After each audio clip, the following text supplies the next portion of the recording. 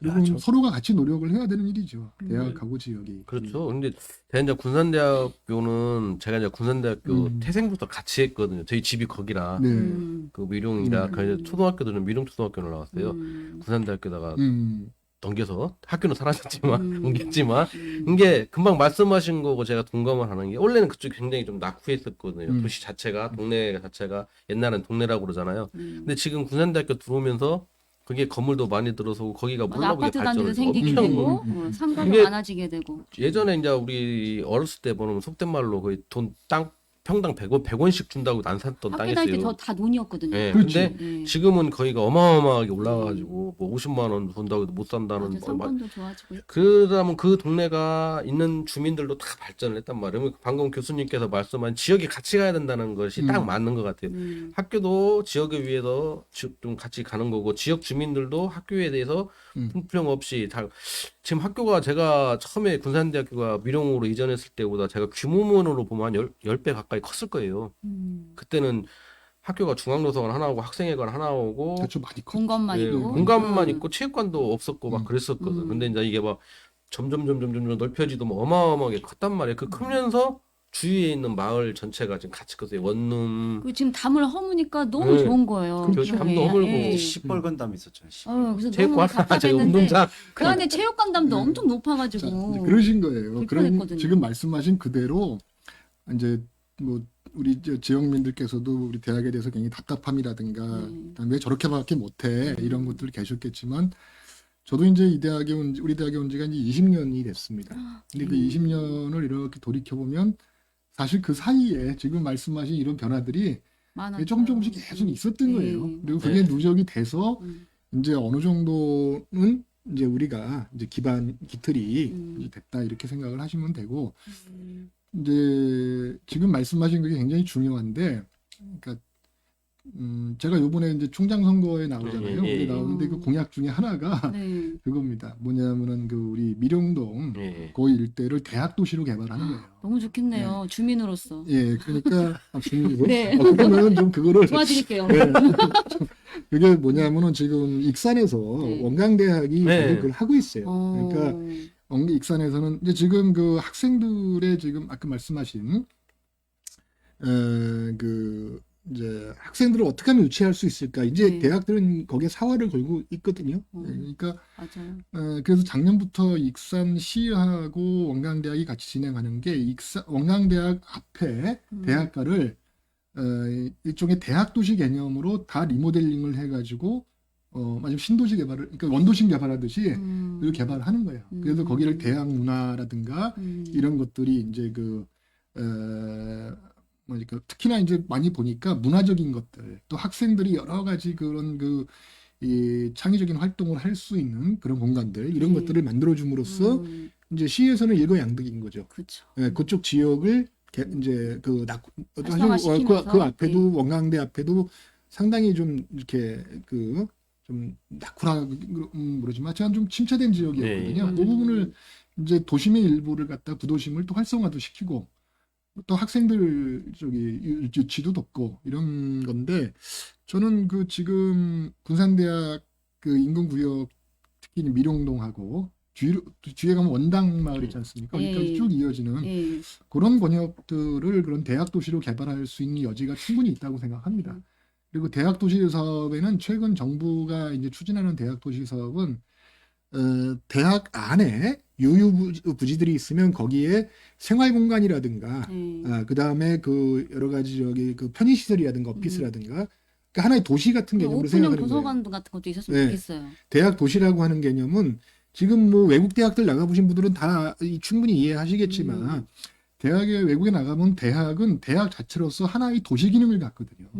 그 안에서 그러니까 뭐냐면은 그 거의 생활에 필요한 여러 가지 편의 시설과 그렇죠? 뭐 상점들도 그렇고 그런 것들이 다 갖춰져 있습니다. 그래서 이제 그런 개념으로 가야 되는 거죠. 그래서 대학도 안에 내부 공간이 있으면 그런 것들을 그런 용도로 제공을 하고 또 주변 지역들도 그것과 연동해서 같이 이제 개발해 나가는 그런 방식을 꼭 제가 시에다가 좀 제안을 하고 정말 좋은 같이 정책인 것 협력해서 같아요. 미령동 일대를 좀 하나의 맞아요. 개발시킬 필요가 부도심으로서 왜 그러냐면 활성화시키면 좋겠어요. 수성동만 사는 사람들마저도 음. 군산 미롱 가면 야 거기 시골이잖아, 촌이잖아, 완전 동떨어진 공간으로 그러니까. 낙후됐다라고 그런 인식이 음. 있어서 정말 거기 개발시키는 아니 사실은 그 미국 같은 경우는 대학이 캠퍼스가 이렇게 딱 정해져 있질 않아요. 예를 들어서 군산대학만 해도 그렇죠. 대학교 캠퍼스가 딱 정해져 있잖아요. 경계가 없다는 음. 얘기죠. 그러니까 어떻게 되냐면 예를 들어서 뭐 자동차과가 있으면은 그게 대학 내에 있지 않아요.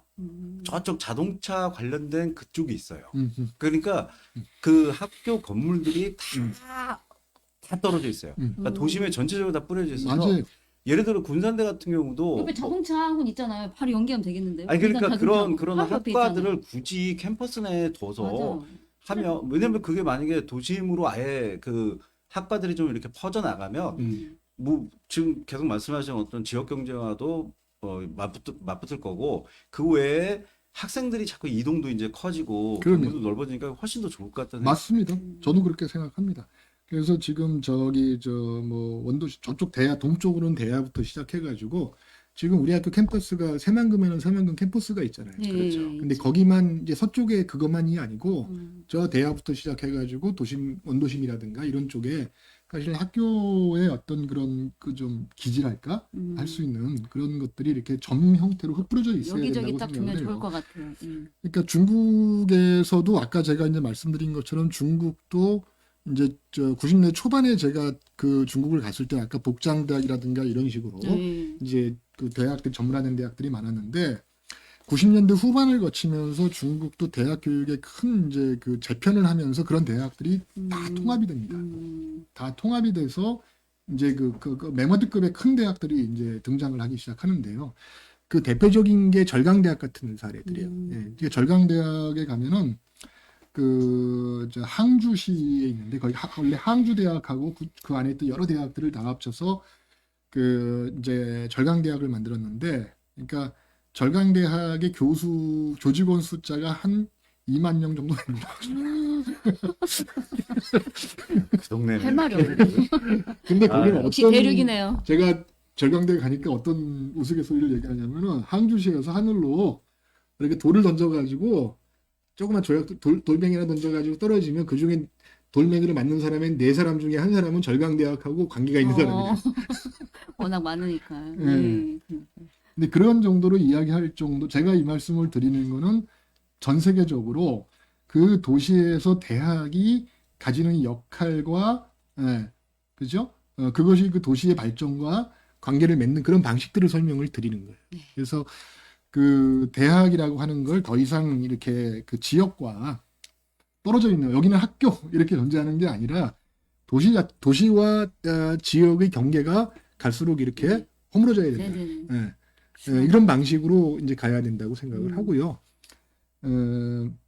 그게 아까 질문하셨던, 뭐 우리가 얘기가 좀 길어지긴 했는데, 군산대학이 도약을 하려면 어떻게 가야 되느냐 말씀하셨던 그 두 가지 포인트라고 말씀드릴 수 있을 것 같아요. 하나는 시대의 변화에 따라 가지고 아까 그 뭐 이제 새로운 4차 산업혁명 시대에 부합하는 그런 융복함, 선을 넘는 교육을 잘해야 됩니다. 선을 넘는 교육을 잘하고, 그다음에 우리 지역에, 그러니까 군산대학이 아까 말씀드린 것처럼 표준화 근대 교육을 했을 때 다른 대학 어디나 가지고 있는 커리큘럼을 그대로 붕어빵처럼 찍어내는 방식으로 가면은 결국은 뭐 이 대학 서열화라는 굴레를 벗어날 수가 없어요. 그렇잖아요. 도태되죠, 이제. 어차피 다 이 대학을 사고 있는 거 저 대학을 사고 있는 건데 그러면 진짜 벚꽃 피는 순서대로라는 그 관념을 깰 수가 없습니다. 통념을.